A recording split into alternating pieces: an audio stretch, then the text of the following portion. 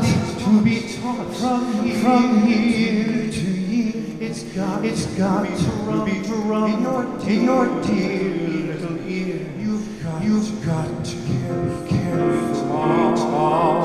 Do you have the courage to love somebody? Do you have the courage to love? You've got to be taught to be afraid of people whose eyes are oddly made, and people whose skin is a different shade. You've got to carefully taught. Do you have the courage to love somebody? Do you have the courage to love? You've got to be taught before it's too late. Before you are 6 or 7 or 8 to hate all the people your relatives hate. You've got to be carefully taught. You've got to be carefully taught. Do you have the courage to love somebody? You've got to be carefully taught. Courage to love somebody. You've got to be carefully taught. Courage to love somebody. Do you have the courage to love?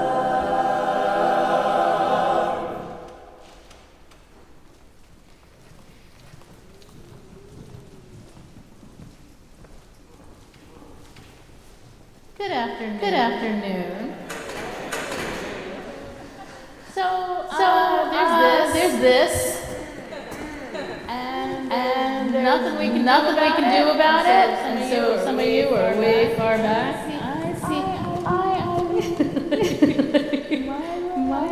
I see you back there. So it just like it is what it is. I'm gonna see what I can do to be more, over here.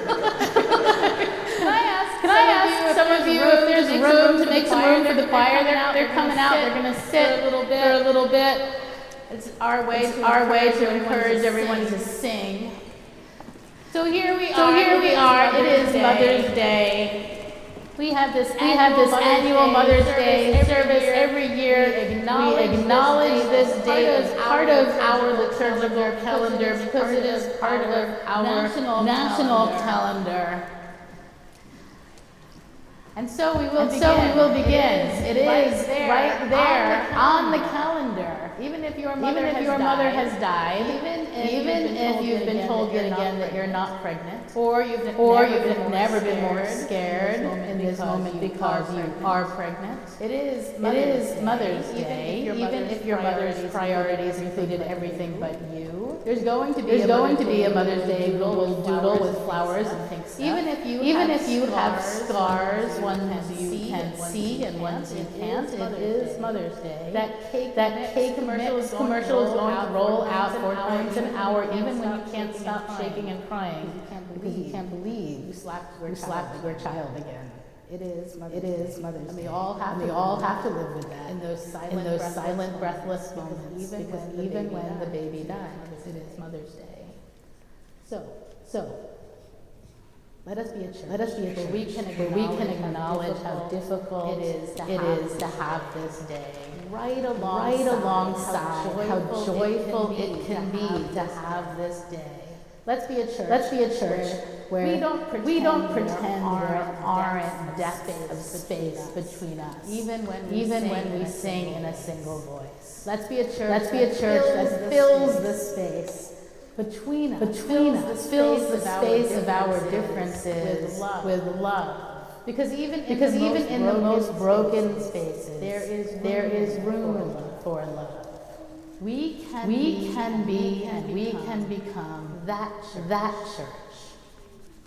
Let us be that today, together. Please rise in body or in spirit. We're going to sing our opening hymn, which is I'm going to lift my sister up. The words are in your program.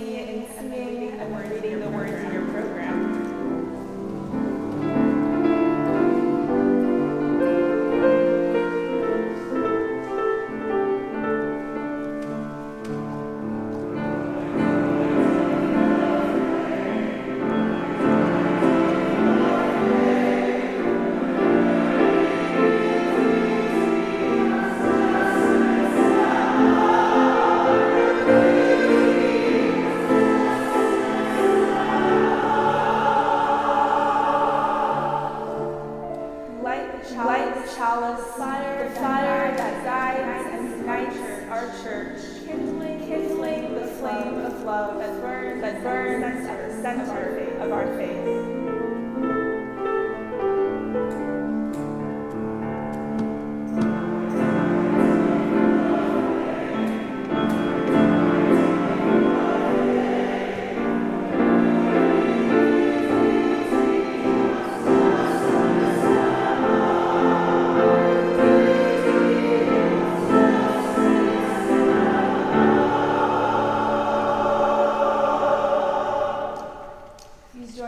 Join me in the words of our unison affirmation.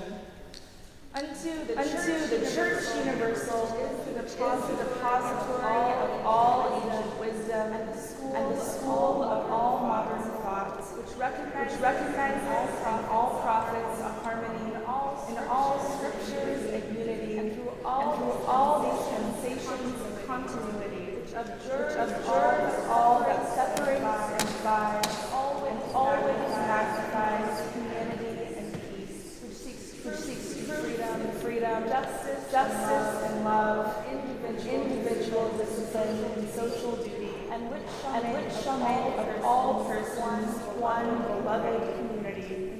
Into this church and unto all its members, known and unknown throughout the world, we pledge the allegiance of our hands and our hearts.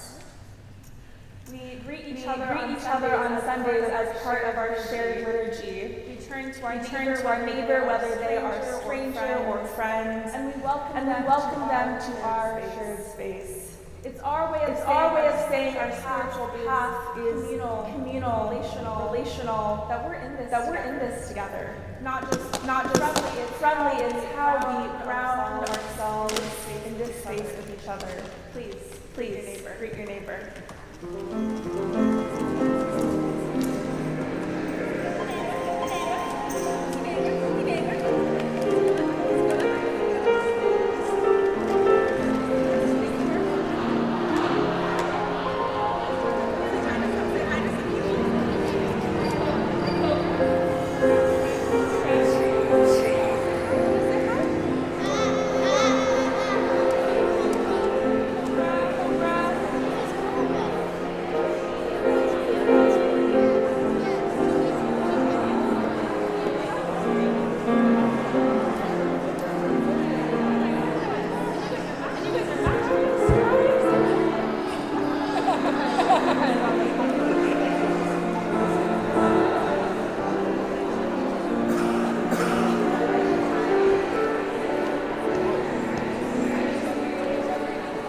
Let's all find our way back to our seats.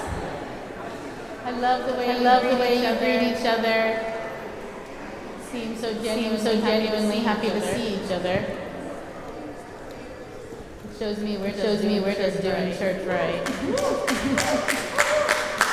Let's sing our children up to their classes.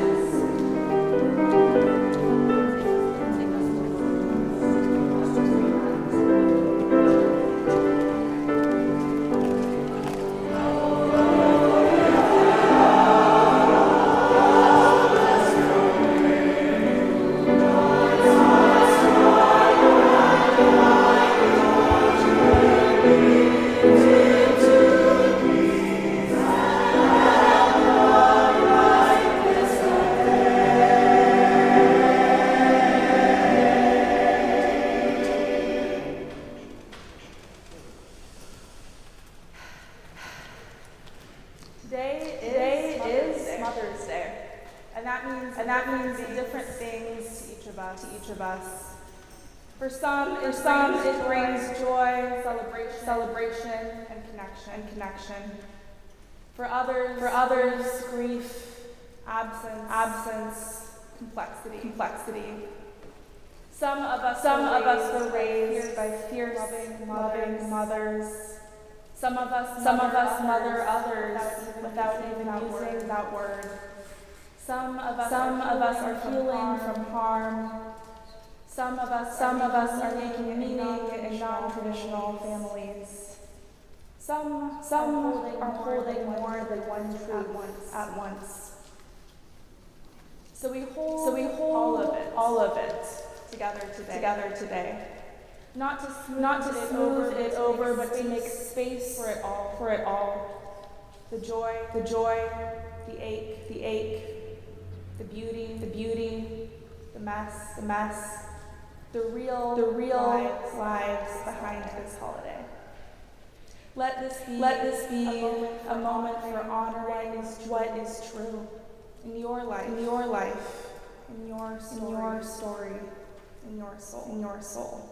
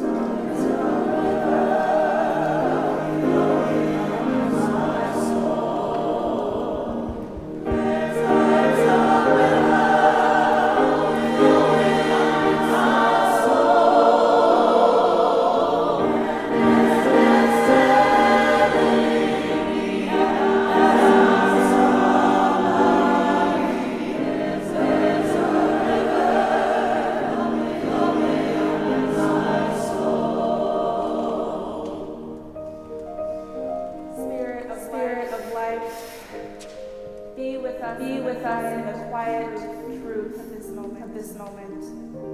Hold all that we carry, the names we whisper, the love, remember, the longings we don't always speak aloud.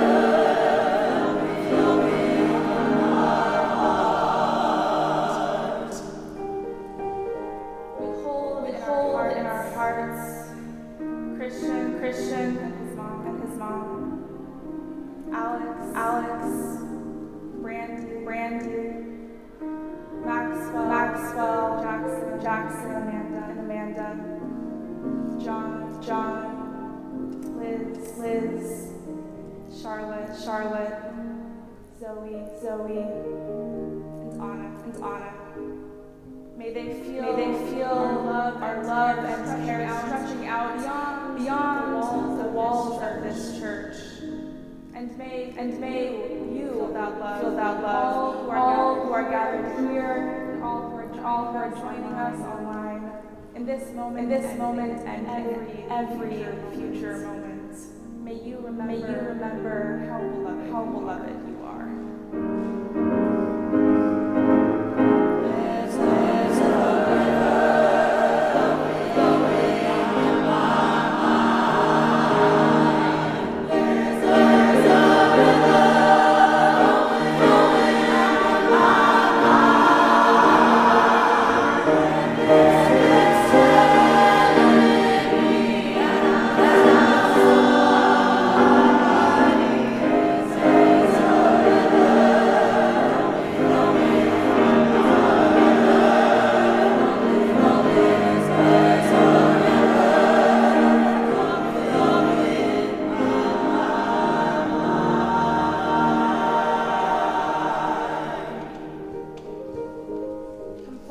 Forward now to light a candle for your hope, your doubts, your joys, your sorrows. They are all held in this space.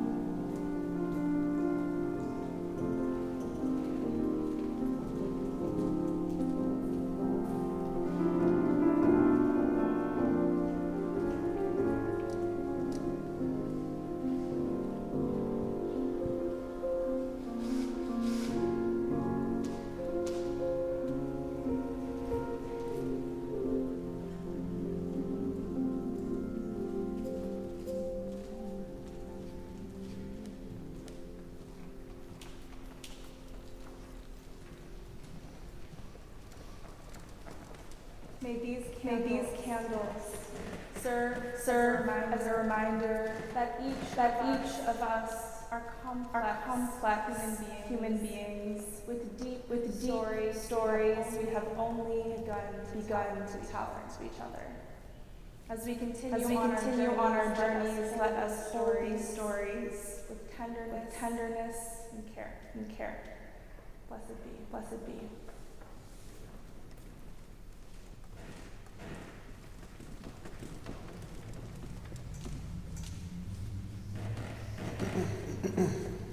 It's working. Our wisdom story today is entitled My Story of Virginia.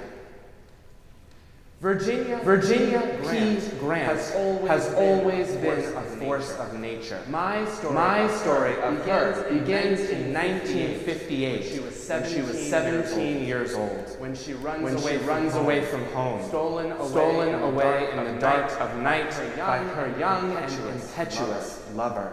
Soon they married in secret and fled to the desert and a miraculous opportunity playing football in the University of New Mexico. My story of Virginia does not include the years before that in Mississippi or in Iowa. My story of Virginia does not include the world she lived in as a child or the suffering I know she endured there. No, my story of Virginia was that she was at home at God's House Church, the sanctuary for the black community in Albuquerque, where eyewitnesses said that she would strut with her friends down the aisles on Sunday in 4-inch heels and fur coats in summertime, all the way up to the altar because her pew would, of course, be near the front.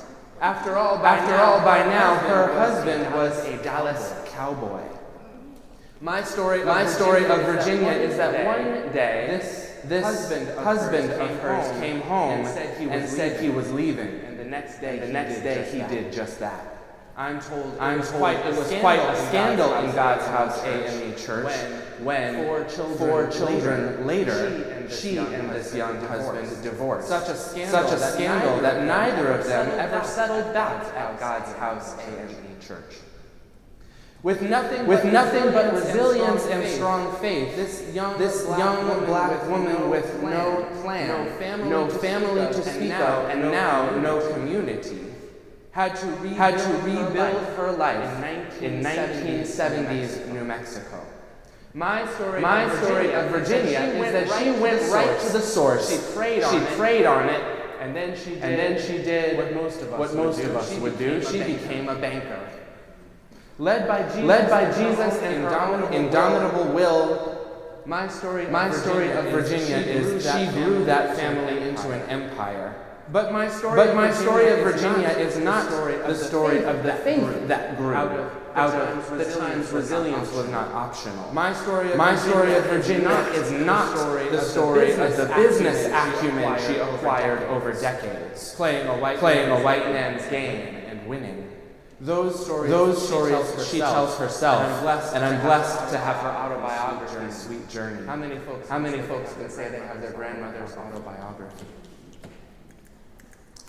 My story of Virginia is not easy. My story of this woman is complicated. My story of Virginia is also the story of a woman who poured endless, lavish praise on her sons, but struggled to acknowledge her daughter's many accomplishments. Who guided her daughters with severity intended only to protect them from a world not built for them. My story of Virginia is not about where she came from. She never spoke about that anyway.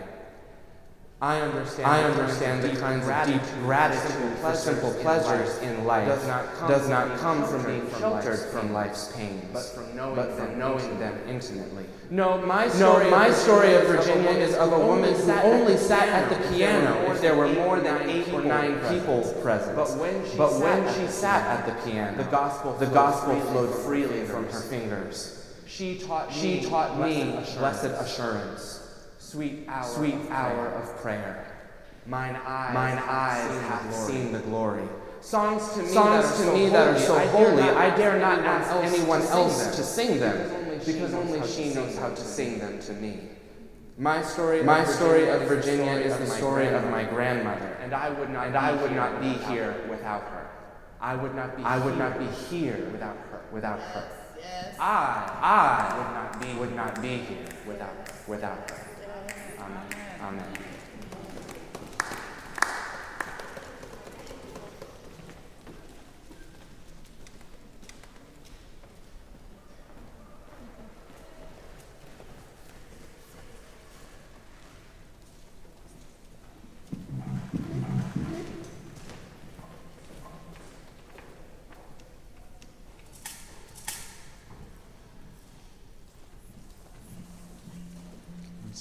Singing a song for you guys today. I'm standing here because of a praying grandmother. So know that. Just know that as you listen to speak of all those prayers and all that love that comes through, that got you here today.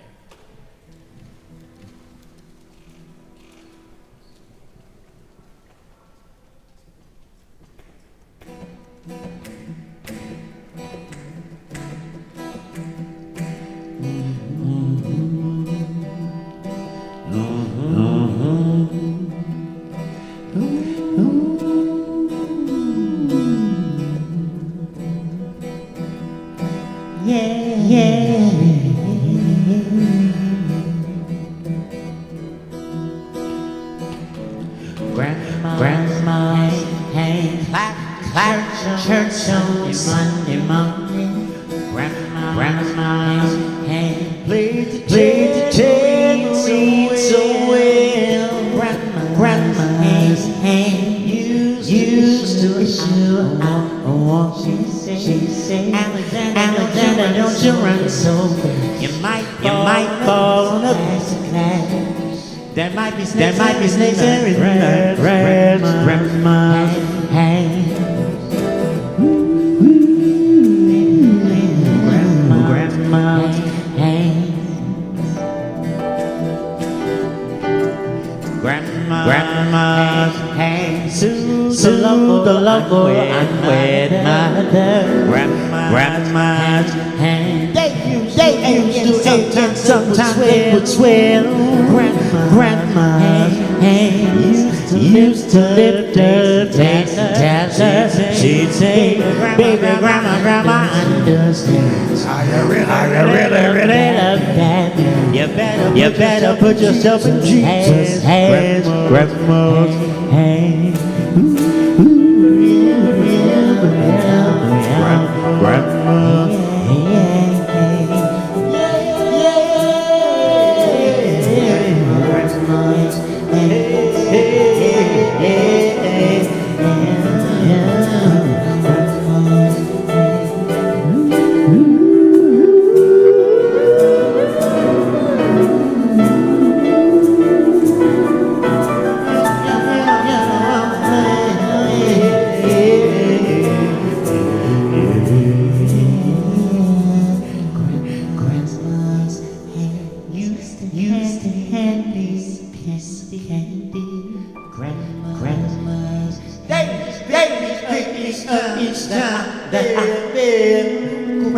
Grandma's hand.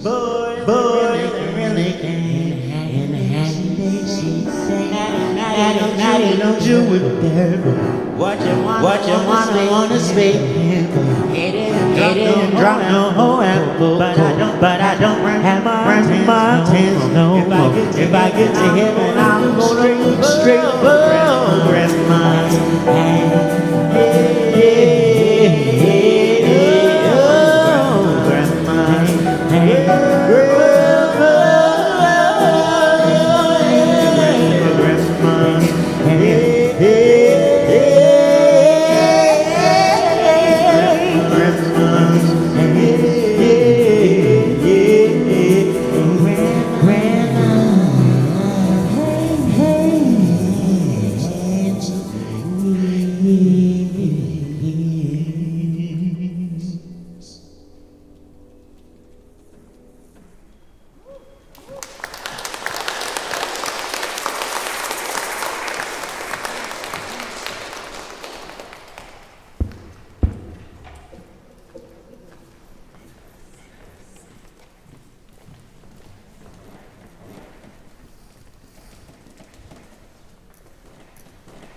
It's only been about 125 years that women could inherit property. Women have been allowed to vote for 105 years. The first law ending gender discrimination in the workplace is only 61 years old. It's been fewer than 60 years that women could take out a mortgage. It was 1972 when women got equal access to education. That was the same year unmarried women could get birth control. Women have only been able to get a credit card in her own name for the last 50 years. And even today, women continue to fight for the right to independent decision making over their reproductive health. Women throughout American history have been fighting for options, pushing their way out of their homes, where they cook and take care of children, and into the public arena, where they hope for influence and the right to autonomy. The struggle has been long and progress has been slow, but generation after generation, women have been pushing this river, ensuring that their daughters can move further from the days of submission to men and into full access and self-determination. Which is why I've been thinking a lot about this new shift to the right by women, and feeling sort of baffled. I listened to stories like Brother Zachary's of his grandmother. My grandmother has a similar, powerful, resilient story that undergirds our whole family. Moments of breaking through the barriers and figuring out how to do it without a man. And yet, we're in this moment of retreat. I'm sure you've all heard of Tradwives. The word is short for traditional life. The idea is to reject female independence and instead to embrace what they would call traditional gender roles. Women have babies and prioritize domestic life. Men work and make decisions. They are the boss of the house. The women do the work of the house. It's possible in this 21st century experiment for women to earn money, but not with full-time work, never as primary earners of the household. In other words, they aren't necessarily housewives, but they aren't career women. They have lots of children, or at least they want them. They dress for their husband's pleasure, although not sexual. They are kept modest. They smile a lot. They tell their kids not to disturb daddy, and they love to bake. Their value, according to some leaders in this arena, like our own vice president, is as mother. When they stop raising children, they have value, he has declared, as grandmothers. Women have value as child rearers, raisers, bearers, caretakers, and that's the women's story. This whole group of people are looking toward a romantic past that didn't really exist. They see old television shows like Bewitched, and they want to dedicate themselves to keeping the house and supporting a husband's career. They don't want the independence generations before us fought for. They don't want to have a voice in the public arena, to be in the room where it happens, to have a seat at the table. They want a man to do the work, to give her a house, to have lots of children. These women want to cook and clean and not think about anything else. And in some ways, that is what the feminists fought for, right? The right to decide what it is that they wanted. They want what they call traditional gender roles. They believe a woman's worth is tied to submission. She is only as good a wife, as good a mother as her husband says she is. Being a tradwife is a reaction to the feminist movement that fought patriarchal structures that limited women's autonomy.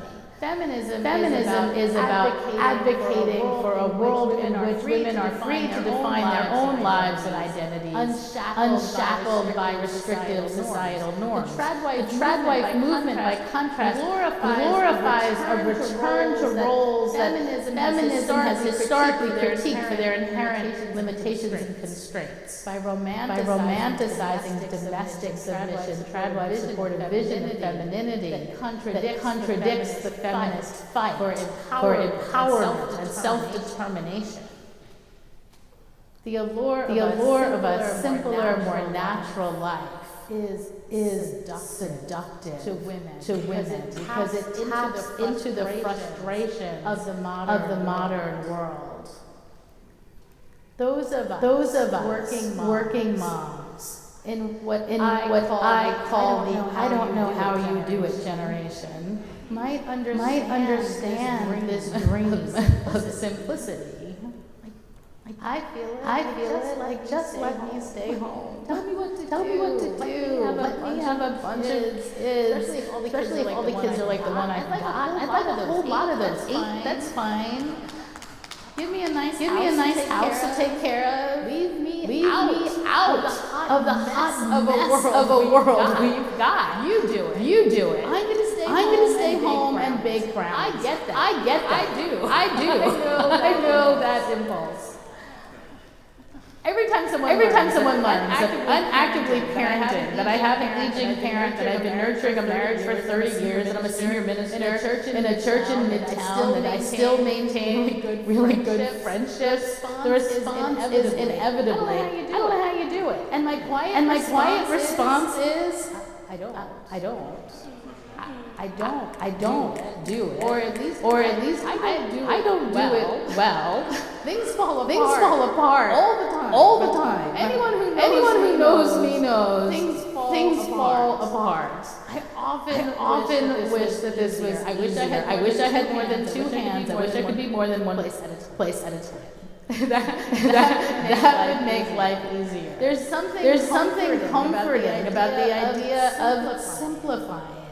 Very few mothers have gone without the wish that they could walk away from their jobs and stay home with their kids. Or walk away from their children and focus on their jobs. Many have wished for a world where they didn't have to make decisions, didn't have to have all the responsibilities and demands of this relentless 21st century life. With that said, removal of women from the public sphere is suffocating. We need women's voices in every public conversation. But we also need women to care for children. And we need them to find balance, to be able to live simply and joyfully, right? That's what we want to promote. We want all of it, if we're really honest. We want women to be right in the front of every room, and we want them also to be at home and with their kids and everywhere else. We want all of it. Idealizing motherhood, pretending that women can be absolutely fulfilled, staying home and caring for children, removing rights to autonomy, and pulling women out of public life is not the answer to our current problem. Retreating isn't going to move us forward. At the same time, the current system is exhausting, and women are buckling under the pressure everywhere we look. So I have this vision of maybe an alternative way. Integration. What if we allowed women and people of all genders for that matter to integrate their home and work lives to promote balance, even societal health? What if being a parent wasn't a hat you had to take off when you walked out of the house, but could embrace even in the workplace? A colleague of mine has 2 young children, and a few days ago, when her partner was out of town, she was called to work. There was a big rally happening against ICE. She needed to be there. Her congregation needed her to be there. But she's got an infant and a toddler, so she packed them up, took them out to the rally. And I know she felt so self-conscious about it. But those are some powerful pictures right there. Another colleague of mine was just about to get up to preach when the child care worker walked right through the sanctuary and handed her her crying baby. And so she did what every pastor parent does. She soothed the baby, to the pulpit, and she preached. Arms full. When women first entered the workplace, they did all they could to prove they were just like men. They left their kids home. They hid their phone calls from school, so no one thought that they weren't fully present on the job. They missed class trips. They were never home after school. But slowly and even faster since COVID, we've been able to imagine new patterns. People are asking about ways to bring their whole selves everywhere they go. Can we be parents and still have careers without burning out? And I think the answer is yes. I actually have been starting a quiet revolution right here. You may have noticed. During the workday, we integrate people's home lives with their professional lives. We arrange meetings to accommodate childcare schedules. We don't require 9 to 5 days since school really generally ends. So a lot of us work from 9 to 3 or 9 to 4, and then we start working again in the evening after dinner. We welcome children and pets in our office, making our workplace somewhere people can bring their whole selves, where we all become partners in caretaking. We have kids all over the place here. And you can see us all becoming partners in caretaking. In fact, I was sitting here getting ready, and two kids were on the floor here coloring, and Wendy came up and walked around. She hadn't seen them in a while. She hugged them both and said hello, and I hugged her back. So glad to see Wendy.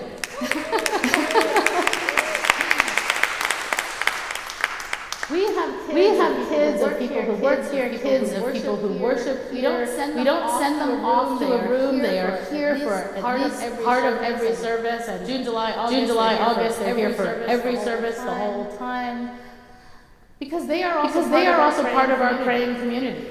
A sustainable future will allow people to have multidimensional lives, to have many relationships, shifting priorities, and the trust from the rest of us that they can meet their obligations without anyone policing their time. A sustainable future will welcome children, will make room for family, will allow the borders between work and home to soften. Today is Mother's Day, so it's a good time for us to think about how we support parents culturally. And the Tradwives movement is making clear that something we've been doing doesn't work. The level of stress is more than most of us can bear. The system is buckling. We can relieve some of that pressure by reimagining the end of strict silos, calcified boundaries separating families from work lives. We talk often here about living into an expansive rather than a constrictive vision of the world.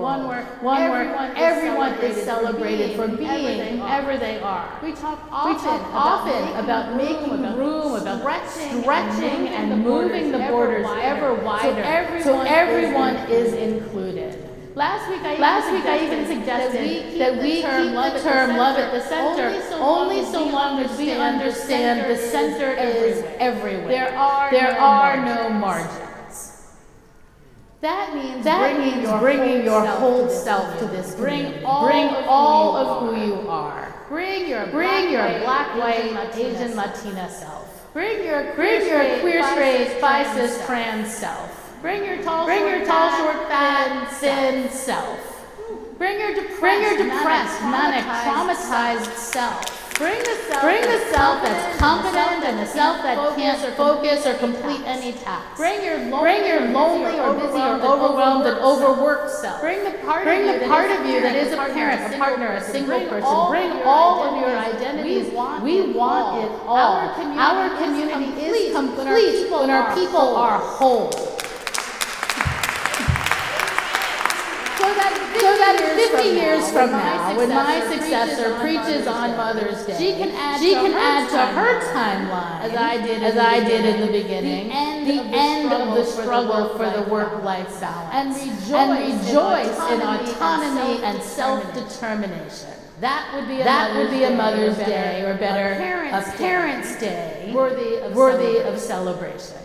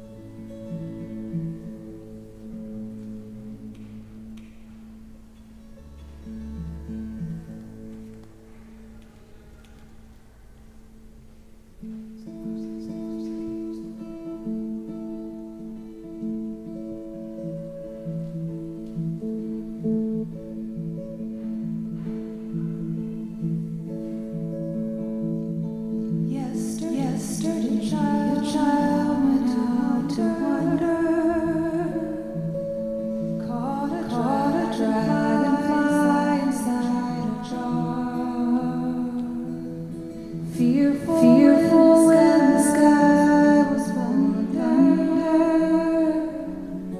tearful at the falling star, and the seasons they go round and round, and the pain goes up and down. We're caught on a carousel. Can't return. We can only look behind where we came, and go round and round and round in the circle game.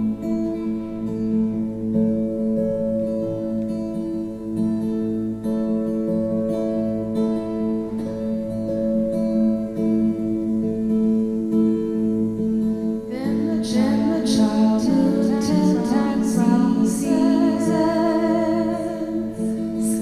skated over 10 clear frozen streams. Words like you're older, must stand there. Promises of someday drink their dreams. And the seasons they go round and the pain go up and down.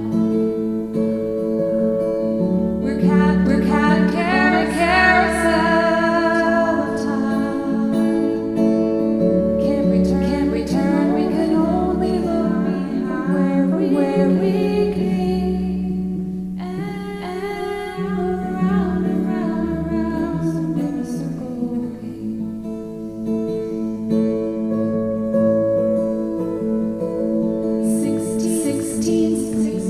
16 songs gone now. Cartwheels turn to cartwheels in the town. And they tell take your time, it won't be long now. Till you drag your feet to slow the circles down. And the seasons go round and round. And the ponies go up and down.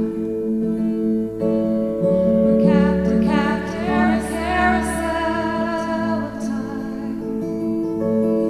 Can't return. We can only look behind where we came, and round and round and round in the circle game.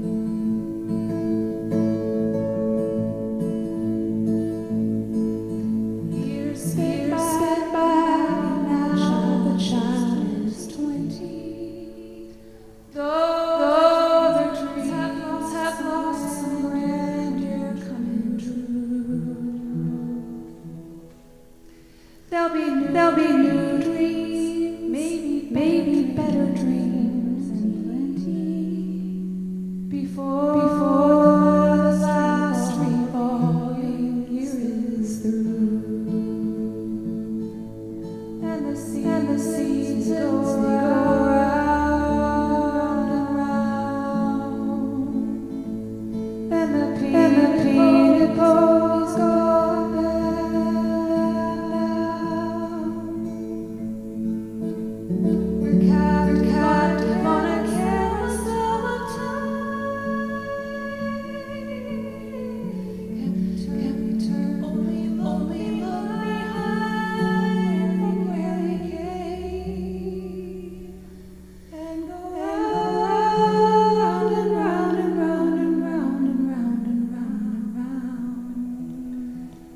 circle game.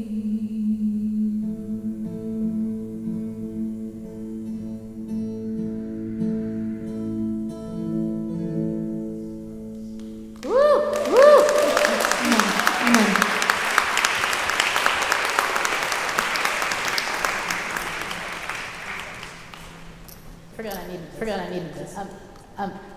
So before we close, I want to remind you. What am I reminding? What's happening next week? Two things. Love Fights Back concert is the big one. Invite everyone you know. And for those who are interested, not half as exciting. There's a budget meeting at 11. We live always at a crossroads between two worlds. One is the world that is, while the other is the world which might someday come to be. May we hold within us the strength and resilience to remember which is which, not to settle for the one when, with enough heart, enough struggle, enough persistence, we might have gained the other. And so let us extinguish our chalice. The words are in your program.